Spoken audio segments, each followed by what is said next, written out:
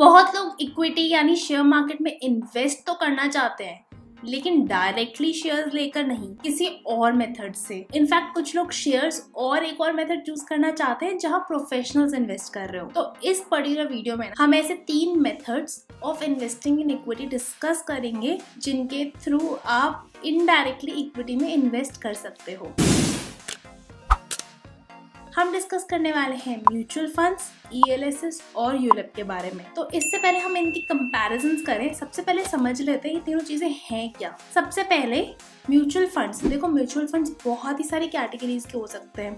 Date funds हो सकते हैं, इक्विटी फंड्स हो सकते हैं, हाइब्रिड हो सकते हैं। लेकिन क्योंकि आज मैं सिर्फ इक्विटी इन्वेस्टमेंट्स की बात कर रही हूँ ना, तो ये सारे के सारे mutual funds equity mutual funds ही होंगे। अब जो ELSS है ना, वो भी एक तरीके का म्यूचुअल फंड ही है, लेकिन फर्क इतना है कि ELSS म्यूचुअल फंड होने के साथ साथ एक टैक्स सेविंग स्कीम भी है। तो जब मैं म्यूचुअल फंड की बात करूंगी, मैं बाकी इक्विटी म्यूचुअल फंड की बात करूंगी ELSS के अलावा, और ELSS को हम अलग से डिस्कस करेंगे। अब तीसरा ऑप्शन जो है वो है ULIP, which is unit linked insurance plan. तो ये पर्टिकुलर जो स्कीम है, इसमें आपकी इन्वेस्टमेंट भी हो रही है और इंश्योरेंस भी हो रहा है। तो बेसिकली इंश्योरेंस स्कीम जिसमें आप इक्विटी में इन्वेस्ट कर रहे हो। सबसे पहले हम समझते हैं टैक्स बेनिफिट। अगर आप टैक्स सेविंग के लिए इन्वेस्ट करना चाहते हो तो आप ELSS या यूलिप, इन दोनों में ही अंडर सेक्शन 80C आपको टैक्स बेनिफिट मिल जाता है, लेकिन आपको बाकी म्यूचुअल फंड्स में ऐसा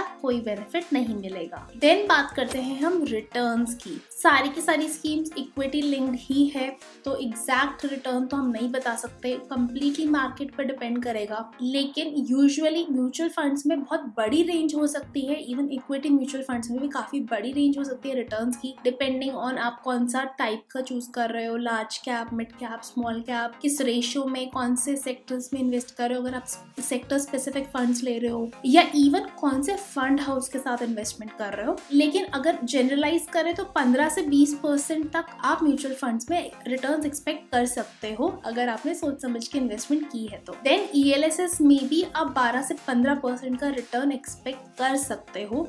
It is also a very good return generating scheme. And ULIP में भी आप अच्छा रिटर्न एक्सपेक्ट कर सकते हो, 8 to 10 और may be even up to 12% तक का रिटर्न। देन रिस्क की बात करेंगे तो देखो, म्यूचुअल फंड्स का रिस्क यूजुअली हाई ही होता है, स्पेशली जब हम इक्विटी की बात कर रहे हैं। तो क्योंकि ELSS भी एक तरीके का इक्विटी म्यूचुअल फंड है, इसका रिस्क भी हाई ही रहेगा। बट यूलिप का जो रिस्क है आप मीडियम टू हाई बोल सकते हो, अगेन हाई के आसपास ही है। अब बात करेंगे लॉक इन पीरियड की।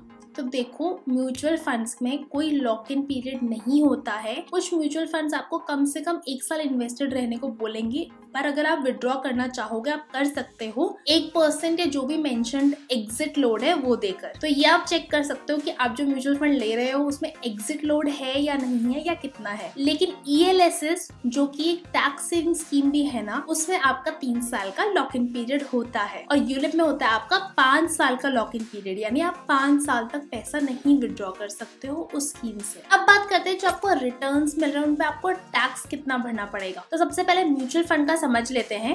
म्यूचुअल फंड में अंडर LTCG या STCG आपको टैक्स भरना पड़ता है। LTCG क्या होता है? लॉन्ग टर्म कैपिटल गेन, यानी अगर आपकी इन्वेस्टमेंट 12 महीने से ज्यादा की है तो। लेकिन अगर आपकी इन्वेस्टमेंट 12 महीने से कम की है तो उसको आप शॉर्ट टर्म कैपिटल गेन बोलोगे। तो शॉर्ट टर्म कैपिटल गेन पे 15% का आपका टैक्स जाता है, प्लस जो भी सेस वगैरह रहेगा। एंड लॉन्ग टर्म पे आपको 1 लाख तक का जो अमाउंट है उस पर कोई टैक्स नहीं भरना, उसके ऊपर के अमाउंट पे आपको 10% टैक्स भरना पड़ता है। अब क्योंकि ELSS भी एक म्यूचुअल फंड ही है तो इस पे भी सेम टैक्स रूल्स अप्लाई होते हैं, लेकिन क्योंकि आप 3 साल के लिए तो इन्वेस्टेड रहोगे ही, तो इस पर्टिकुलर केस में LTCG एप्लीकेबल रहेगा। यूलिप अगर आपने 1 February 2021 से पहले स्कीम ले ली है, ठीक है, चाहे आप प्रीमियम बाद में भर रहे हो उससे कोई मतलब नहीं है, पर अगर आपने स्कीम पहले इशू करवा ली है ना, तो उस पर्टिकुलर केस में आपका वो टैक्स फ्री रहेगा। लेकिन अगर आपने उसके बाद स्कीम ली है तो उस पर भी टैक्स लगेगा।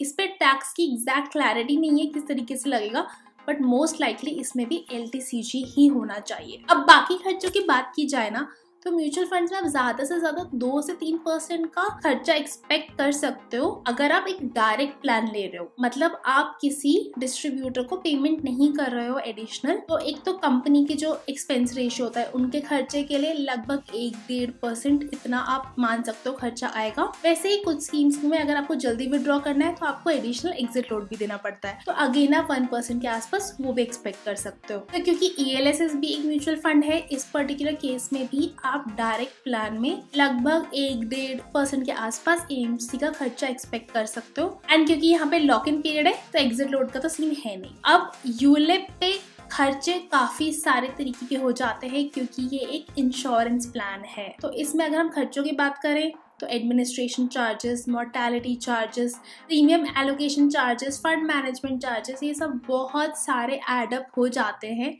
जिनसे आपका एक अच्छा रिटर्न होते हुए भी आपका नेट रिटर्न थोड़ा कम पड़ जाता है। अब इन स्कीम्स के प्रोज एंड कॉन्स की बात करें तो सबसे पहले म्यूचुअल फंड्स। देखो यार, खुद शेयर मार्केट में इन्वेस्ट करके डेफिनेटली थोड़ा ज़्यादा रिटर्न ले सकते हो, बट उतना मैनेज करने का टाइम और एफर्ट और अंडरस्टैंडिंग हर एक के पास नहीं होती, और हर कोई एक फंड मैनेजर अपने लिए अलग से रख भी नहीं सकता। तो जो फंड मैनेजर्स फंड को मैनेज कर रहे हैं, स्पेशली वेल मैनेज फंड्स जो है, वहाँ पे आपको अच्छा खासा रिटर्न मिल जाता है, इतना ज़्यादा शेयर मार्केट जितना बिना सर खपाए। तो इसलिए म्यूचुअल फंड का फायदा उसका रिटर्न रहता है, लेकिन उसका नुकसान ये है कि इसमें आपको कोई भी टैक्स सेविंग बेनिफिट नहीं मिलता है। अब ELSS की बात करें तो ये आपको एक अच्छा बैलेंस प्रोवाइड कर देता है between a good return and also tax saving. तो ये इसका फायदा है। नुकसान की बात करें तो इसका लॉक इन पीरियड इसको एक इतनी अच्छी इक्विटी इन्वेस्टमेंट नहीं बनाता, और इसका जो रिस्क है वो इसको इतनी अच्छी टैक्स सेविंग इन्वेस्टमेंट नहीं बनाता। अगर आप उतना रिस्क ले सकते हो तो अदरवाइज ये काफी अच्छा इन्वेस्टमेंट ऑप्शन रह सकता है। देन यूलिप की बात करें तो यूलिप में आपको इंश्योरेंस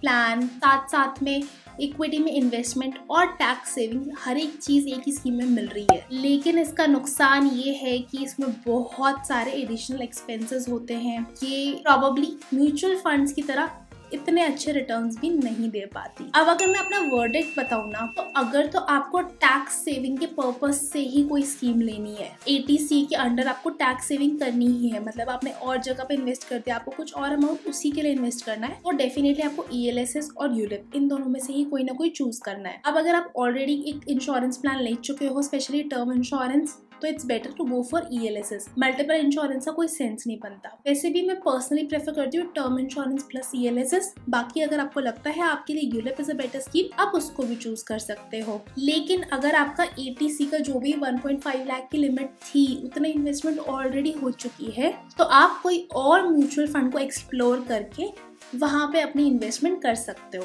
अब मैं बस एक चीज और ऐड करना चाहूंगी, ये सिर्फ इक्विटी इन्वेस्टमेंट की हमने बात की है, and I would highly suggest कि आप सिर्फ और सिर्फ इक्विटी में नहीं, आप अपने पोर्टफोलियो को अच्छे से डाइवर्सिफाई करके ही इन्वेस्ट करना। I hope you like this video. Make sure to share and comment.